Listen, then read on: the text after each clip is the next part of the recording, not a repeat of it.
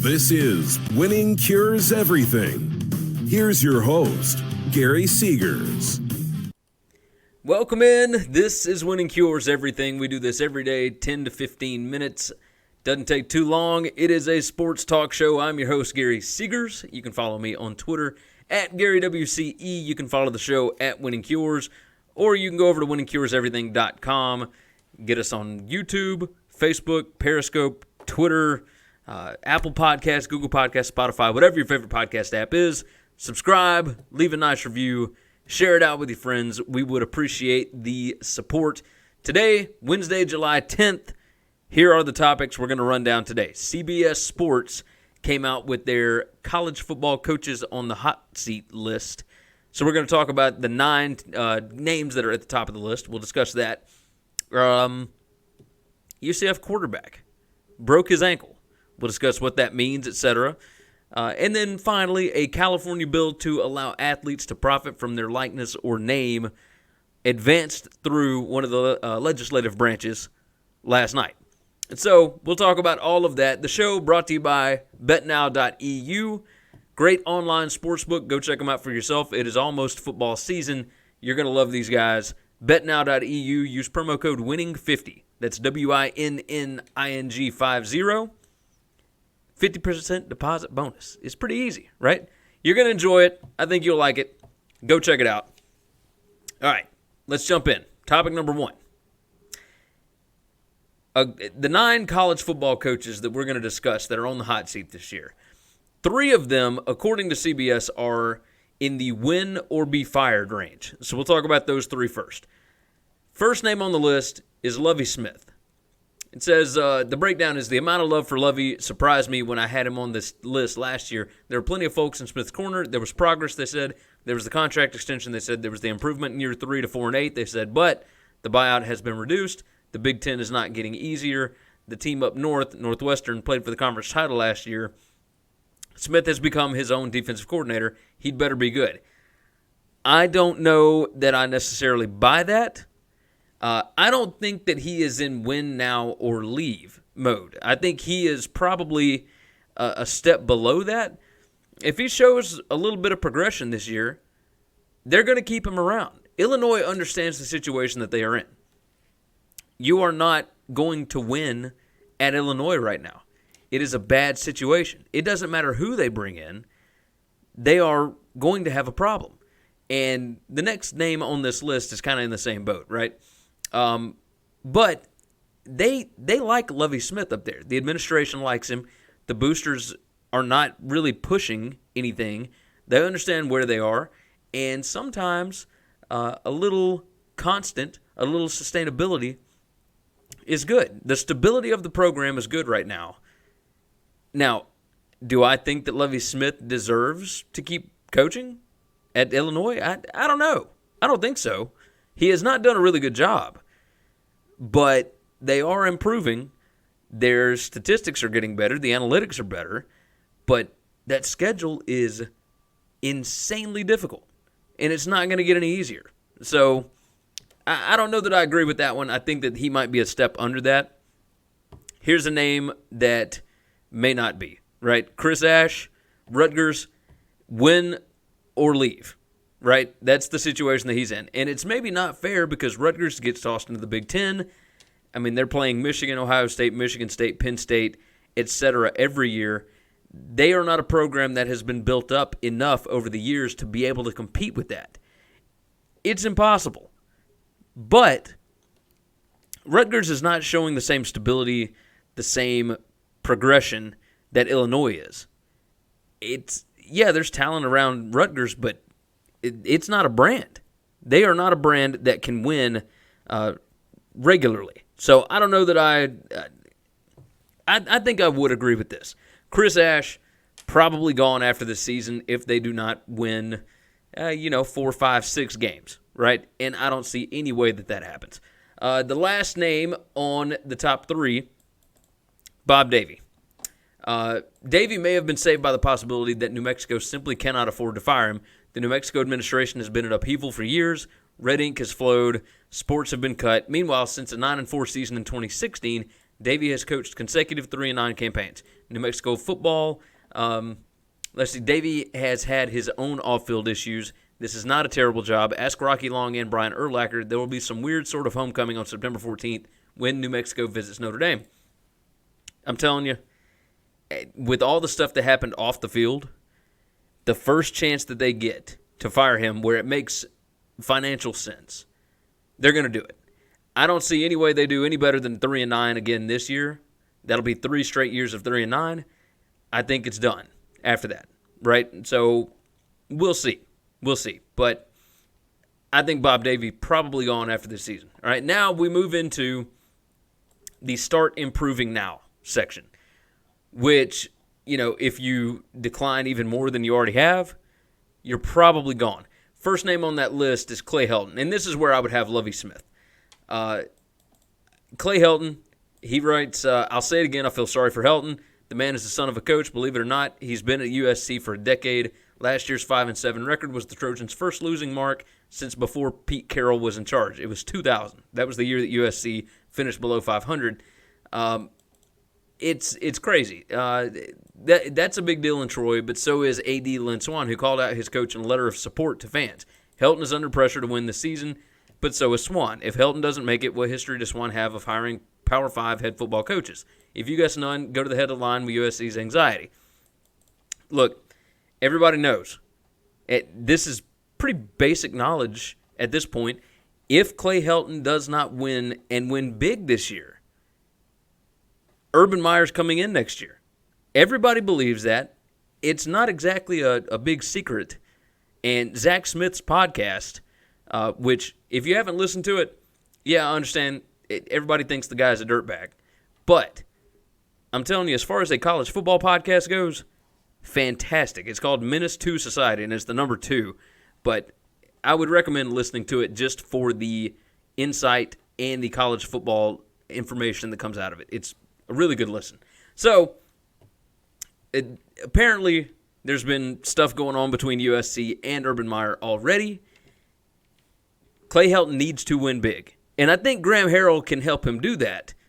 But, my goodness. Again, tough schedule. We'll see what happens. Clay Helton was able to win big in his first 2 seasons, but all that does is set up your expectations for further down the line, right? If you can't keep that success going, there's no reason to keep you around. This is the Frank Solich thing. This is Larry, whatever his name is at Miami.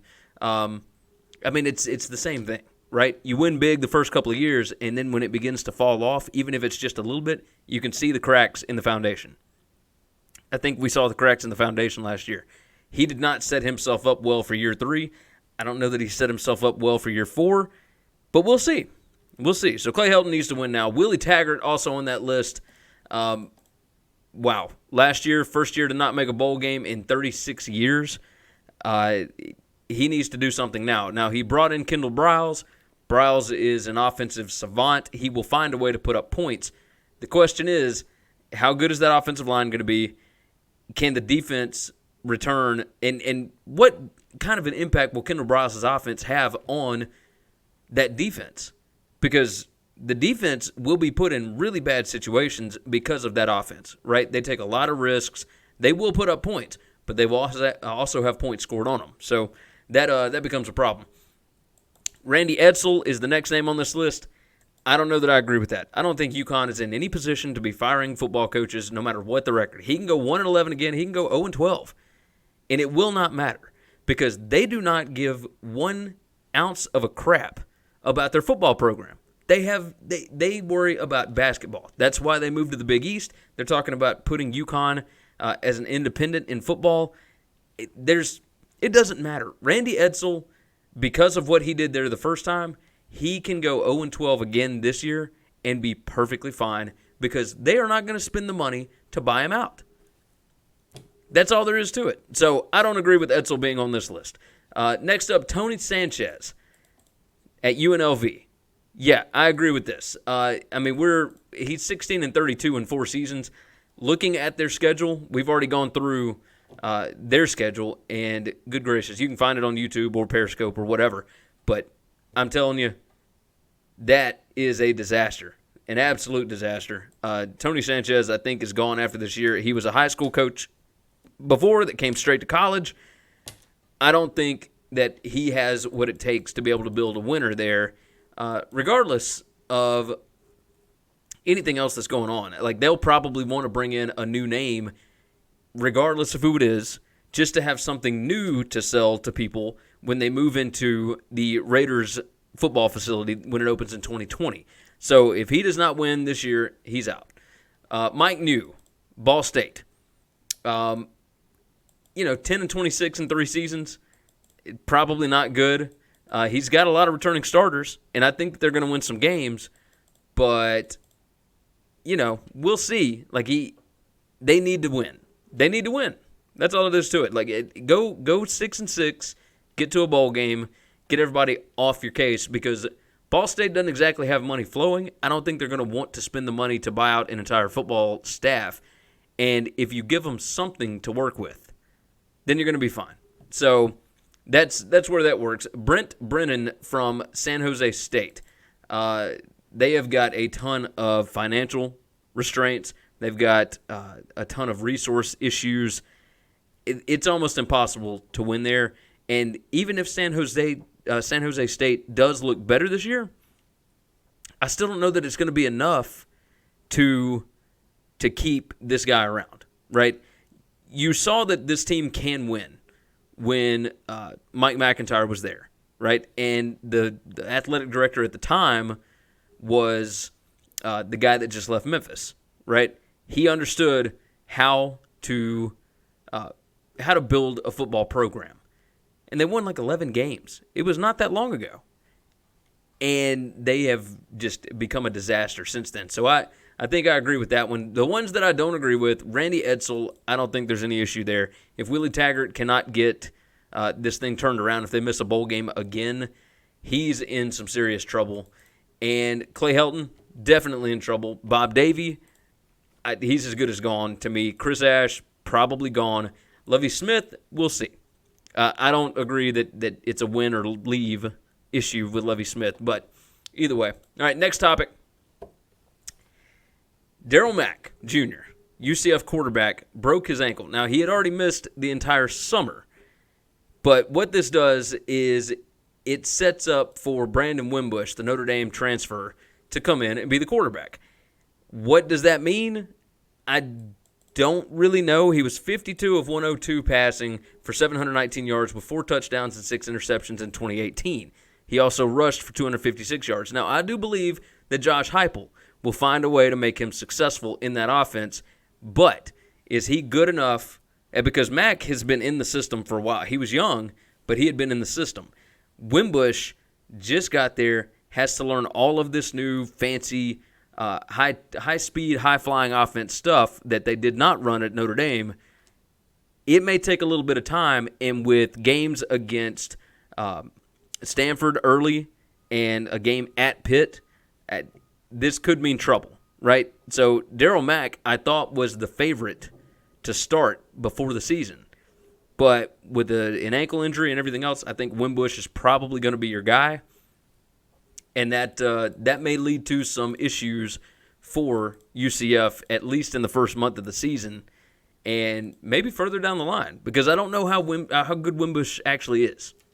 That's just me. Next topic and last topic of the day, bill to allow athletes to profit from name advances. Now, this is over at ESPN. It was written by Dan Murphy. It says a California bill that would make it possible for a college athlete to profit from the use of his or her name, images, and likeness passed another subcommittee hurdle in the legislative process Tuesday afternoon.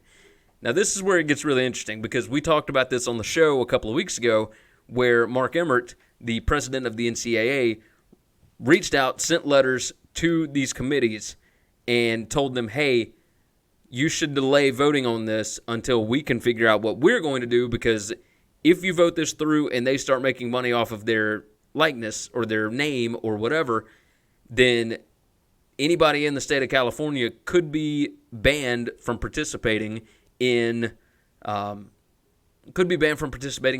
championships, right? So say UCLA or USC gets really good, then you're telling me that they wouldn't be able to play in the college football playoff.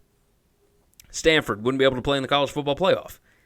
That's kind of ridiculous to me. I think they would figure out something before that happens because this bill won't pass until 2023. But, or at least it won't go into effect until 2023. This is the State Assembly's Committee on Higher Education voted 9-0 to move the bill forward. Chairman Jose Medina called the NCAA's threats and requests to slow down the legislative process during the past couple of months, quote, akin to bullying. I don't take too fondly to threats to the state of California, regardless of where they come from, Medina told ESPN on Tuesday evening. The Fair Pay-to-Play Act, which was introduced in February by State Senators Nancy Skinner and Stephen Bradford, would prohibit schools in California from taking away scholarships or eligibility from college athletes who use their notoriety to make money. The proposal also allows for athletes to hire an agent or attorney to represent them in business deals without losing their eligibility. Skinner explained that it would not require schools to pay its players, but instead guarantee players the same rights given to Olympic athletes. The law, if it is passed, would not go into effect until January 2023. I think this is a good move. This is a very good move because it forces the NCAA's hand. If USC is undefeated with Urban Meyer as the head coach in January of 2023, there is no way in hell that the NCAA is keeping them out of the playoff. There's too much money to be lost because USC is a gigantic brand. Absolutely gigantic. They're one of the blue bloods. There's no way the NCAA doesn't figure out a way to set this up. And I think it pushes us towards the Olympic model, which is something that Chris and I have been a fan of ever since it came into vision, right, for the NCAA. We're not saying that the schools have to pay players. That's almost impossible. And even if you did pay, you're paying every single player on every single team because of Title IX and everything else, and everybody would get pennies, right? We're talking, $2,000, $3,000, nothing crazy, whatever. And who cares about that? Yes, $2,000 or $3,000 would be nice to have, especially if you're a student, but get out of here with that, right? And most of them are making more than that anyway on the side or under the table or whatever. We all understand how recruiting works. We get that. But with this setup, guys like Johnny Manziel back in the day would have been able to do advertising deals, would have been able to do autograph deals, all sorts of different stuff where they can make money off of their own likeness. You can do sponsorships, you can do endorsements, you can do whatever. And yes, the bigger names are going to make more money. That's the way the world works. It's the same conversation that we're having with the U.S. women's national team in soccer and the equal pay stuff. They already make a higher percentage than the men do from the total revenue by FIFA and the World Cup. Like, the men's World Cup brought in $4 billion last time. The women's World Cup the last time, I think 2015, whatever it was, brought in like 80-something million. It's a completely different ballgame. So with this, with the Olympic model for college athletes, it allows them market value. That works perfectly. The schools are not at fault. The schools are not in charge. That's one less thing that you have to worry about. And yes, the bigger name schools are going to get the better players because they got advertisers and whatnot with bigger money that will give them more money. But at least this way it is above board and everything is fine, and it is one less thing that the NCAA and the school's compliance offices have to worry about. And so that is my stance on that. I think it's a good thing that the California legislature is doing this. They're moving the NCAA forward. They are forcing their hand. NCAA, you got 4 years. Less than 4 years. You got 3.5 years. Figure it out. Quit pushing it down the road. Quit holding up the line. Get it done. Get it figured out. Make it easy. And let's roll with this bad boy. All right, that's going to wrap up today's show. As always, go over to winningcureseverything.com. Subscribe on Apple Podcasts. Leave us a nice review. We would really, really appreciate that. It helps out way more than you know. Hit subscribe. Hit review. Leave us a 5-star review. It puts us up the top of the charts and all that kind of mess, and it helps out with getting more subscribers. So we appreciate you being here. Go over to betnow.eu. Use promo code WINNING50 for a 50% deposit bonus. We'll see you guys again next time. Thanks for checking out Winning Cures Everything. If you want to keep up with us, hit subscribe on YouTube or your favorite podcast app. Visit the website at winningcureseverything.com, or you can like us on Facebook or follow us at Winning Cures, at Gary WCE, or at Chris B. Giannini on Twitter. Share out the show, leave a nice review, and make sure to comment and tweet at us.